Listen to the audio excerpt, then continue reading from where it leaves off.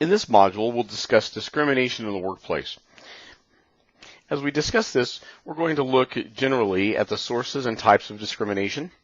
We'll look at pay differential statistics to help us see where discrimination exists or how we might observe it through the pay scales. We'll consider some anti-discrimination regulations, and then we'll take a look at different models that will help us observe or represent discrimination in the labor market. First, let's start to talk about some sources and types of discrimination. First of all, let's consider what is discrimination.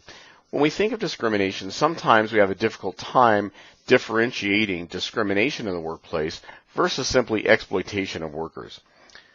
Discrimination in the workplace is giving different treatment to workers, specifically different compensation treatment or different opportunity treatment or different hiring experiences based upon observable characteristics.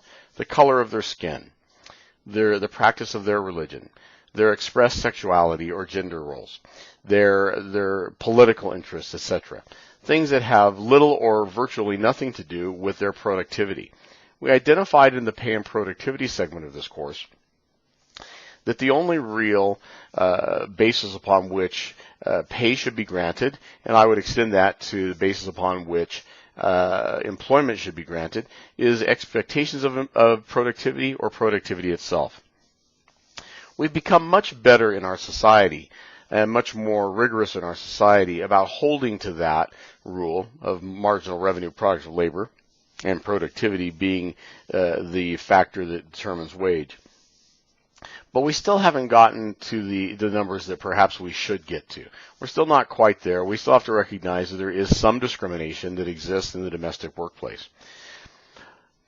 Differentiating discrimination versus exploitation sometimes can be difficult. For example, if I live in an area in which females are a plentiful part of the workforce, but females have a labor supply relations such that they are willing to work for a lower wage than males are willing to work for, and I choose to hire females in an environment at a lower wage, and maybe I am not even employing any males in that environment, or maybe I do employ some males in the environment doing the same job, but I do it at a higher wage.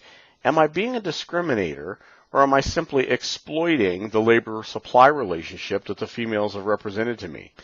Well, it's a difficult question to answer. It depends on the intention of the firm, the intention of the firm's management. It depends on the social norms. It depends on the expectations of the area. I think a clear, simple reading of anti-discrimination regulations would suggest that that clearly is discrimination.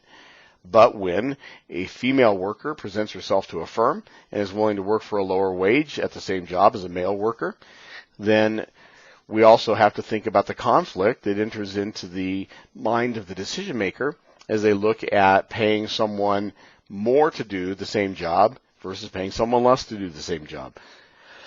So this differentiation of exploitation versus discrimination might be a difficult issue to separate. I think clearly we want to deal in this segment or this module with discrimination without going too far into the exploitation issues, because frankly, exploitation is a quagmire for us. But perhaps we'll get there in a later module within this course.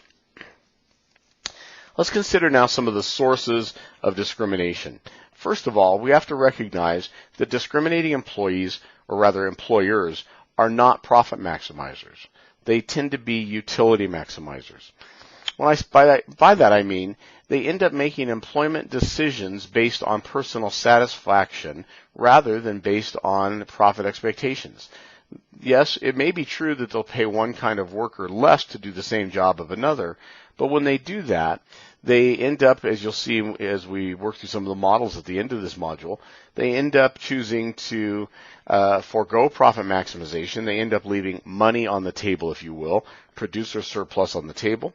They end up forming some deadweight loss, and all for the sake of meeting their own selfish satisfaction needs. If I don't like to work around people of color, then perhaps I won't hire people of color and I'll only hire white workers. And in so doing, perhaps I have constrained my ability to hire, I've constrained my ability to produce, I've created some deadweight loss, I've left money on the table, which is just the opposite of what a firm is intended to do. Firms are intended to be profit maximizers. But some firm owners are utility maximizers, and sometimes the utility that they're trying to maximize through their own personalities is somewhat perverse. I think we would have to recognize that ignorance tends to be the primary source of discrimination in the labor markets.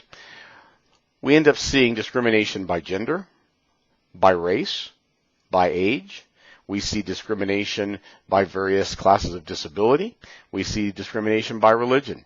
Increasingly, we've talked about discrimination with respect to sexual orientation, gender roles. We see that we have perhaps less and less of this as a percentage of our discriminatory cases, but we also see that as individuals with gender roles that are a little bit less traditional than the 1950s expectation of males and females and mother and father single earner households, we find that as we are becoming more confident in our society about being able to bring to the forefront these issues, more of these issues then represent themselves to us, and we've had to become very sensitive about these things. We've had to eschew ignorance and perhaps move into the 21st century, if you will. Let's transition and talk about what we consider as types of discrimination then. We can think of discrimination in 4 different categories or types: workplace, occupational, employee, and customer. Workplace discrimination typically manifests itself in seeing asymmetric wages. What I mean by that is you'll have 2 workers with similar productivity metrics doing the same job. One will be perhaps male, one will be female, and their wages are asymmetric. They're different. Well, if productivity is the same, if the job is the same, if the skills required to do the job is the same, then we would expect that their compensation to be the same. So workplace discrimination, we often think of as wage discrimination, and it manifests itself by seeing asymmetric wages. Occupational discrimination may be completely different than this. It may not be manifest in a wage disparity. It may be manifest in a disparity of opportunities.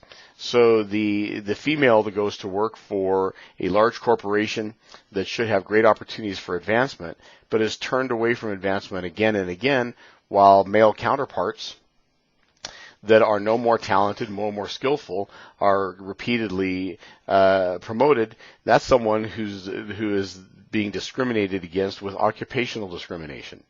Sometimes we think about occupational discrimination, and we even call it another term. Sometimes we call it statistical discrimination, where we find that sometimes people of a particular gender will gravitate towards particular jobs.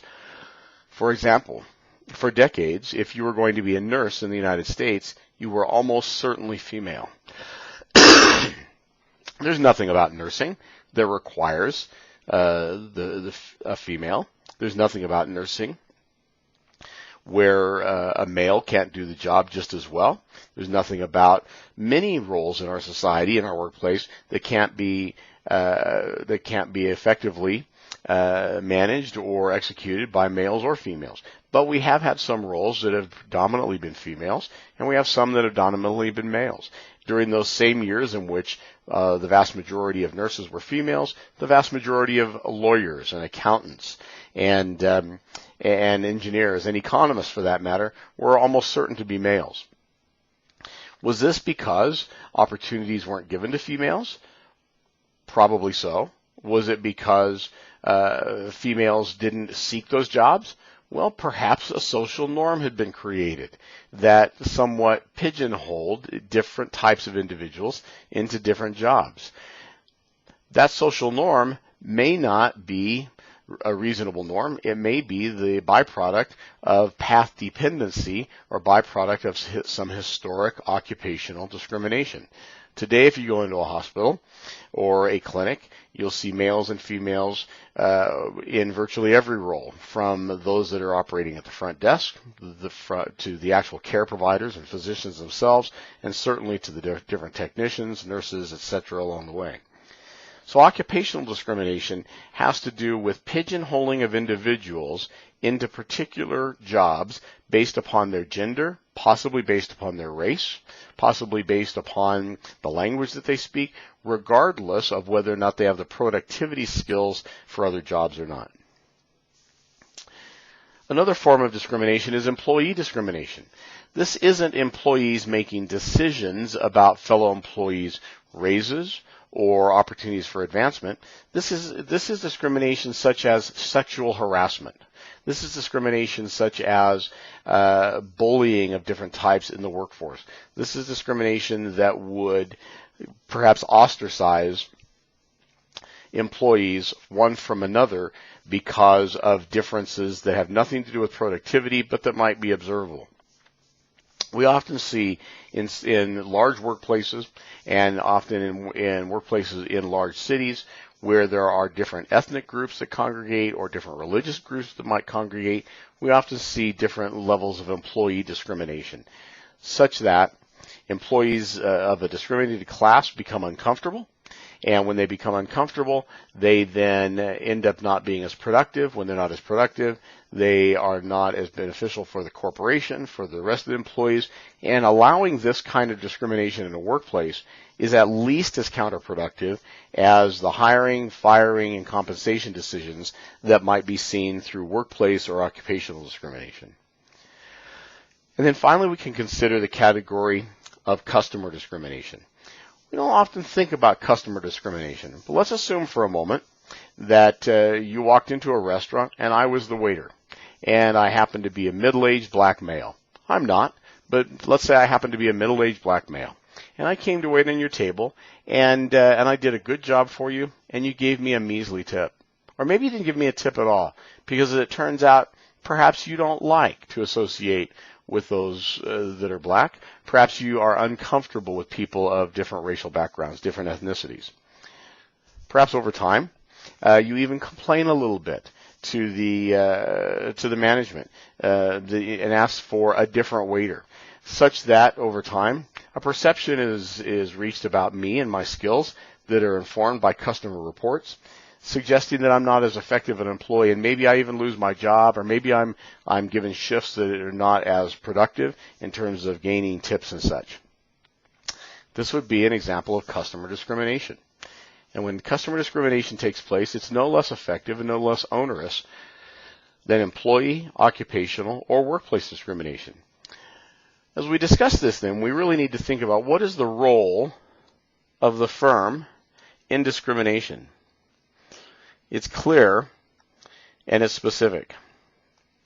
The role of the firm is to specifically act against discrimination, take actions against discrimination when discriminatory practices are revealed to the firm. If the firm's owners have no knowledge of discriminatory practices, if they have no reasonable expectation of knowledge of the discriminatory practices, then the firm executives and firm owners cannot be liable for those discriminatory practices. But the moment that there can be either a reasonable expectation of knowledge of the discriminatory practice or the actual reporting of a discriminatory practice, is the express responsibility of the firm, its owners, its representatives, its executives, managers, to act against that, to see to it that whatever infraction has taken place is rectified, whomever has been offended or treated improperly is made whole, and that those that have provided the mistreatment are disciplined, and almost certainly that the workplace then is exposed to training and knowledge to help them recognize what is a discriminatory practice and what is not. So the entire element and issue of discrimination in the workplace remains active in American business, but it may not be as active as we might think it is.